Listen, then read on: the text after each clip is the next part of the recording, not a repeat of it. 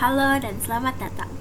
Pada kesempatan ini, kami akan memaparkan hasil analisis dengan topik perbandingan earnings per share atau EPS pada sektor financial, industri, serta properti dan real estate. Iya, sebelumnya perkenalkan, saya Angela Sepin Timnas Serah Tambun, selaku ketua dari tim ini. Untuk pekerjaannya saya juga dibantu oleh anggota tim saya, yaitu Siti Rizkiatul Kasana, Siti Farah Rizka, Revalina Maulidia Saputri, dan Rifa. Kami merupakan tim yang menyusun penelitian ini sebagai bagian dari tugas akademik di mata kuliah statistika. Penelitian ini dilakukan secara berkelompok dengan pembagian tugas mulai dari pengumpulan data, pengolahan data, analisis statistik, hingga penyusunan kesimpulan. Fokus utama penelitian kami adalah penggunaan data pasar modal yang bersumber dari lembaga resmi dan metode statistik yang sesuai.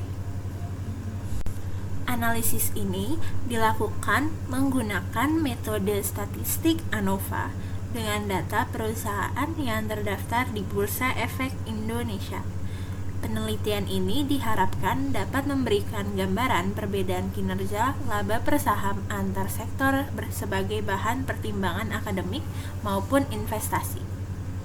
Pertama-tama, apa sih itu EPS atau earnings per share? Earnings per share atau EPS merupakan salah satu rasio keuangan yang paling sering digunakan dalam analisis fundamental. EPS menunjukkan besarnya laba bersih perusahaan yang dialokasikan untuk setiap lembar saham yang beredar.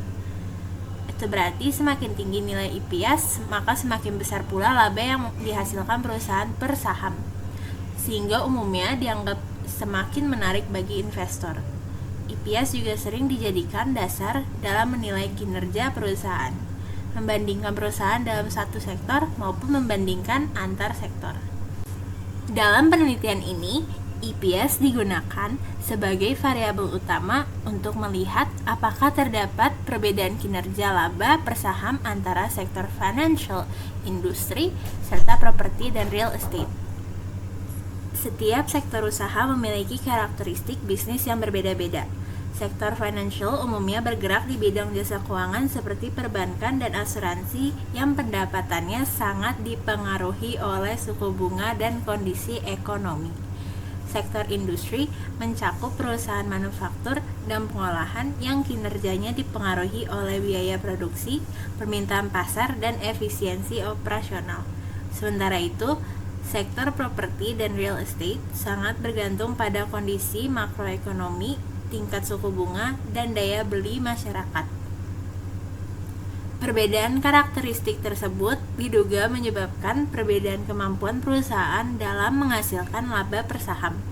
Oleh karena itu, muncul pertanyaan penelitian, apakah terdapat perbedaan rata-rata EPS yang signifikan antara ketiga sektor tersebut? Penelitian ini menggunakan data sekunder yang bersumber dari website resmi Bursa Efek Indonesia, yaitu www.idex.co.id. Data yang digunakan adalah laporan keuangan triwulan 3 tahun 2025 dengan fokus pada perusahaan yang terdaftar di papan utama. Untuk menjaga konsistensi dan relevansi data, pada masing-masing sektor dipilih 7 perusahaan dengan nilai EPS tertinggi, sehingga total sampel penelitian berjumlah 21 perusahaan.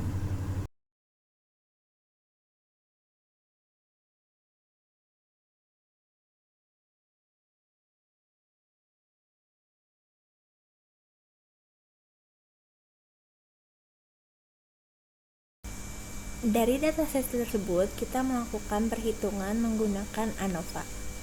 Langkah pertama yaitu menentukan hipotesis.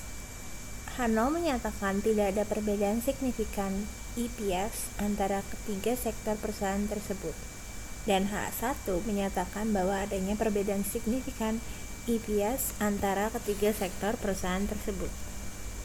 Angka kedua adalah menentukan nilai alfa, yaitu 0,05 atau 5%. Angka ketiga, menghitung varians antar kelompok.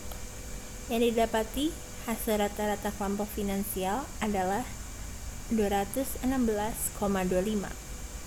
Kelompok industrial adalah 415,15.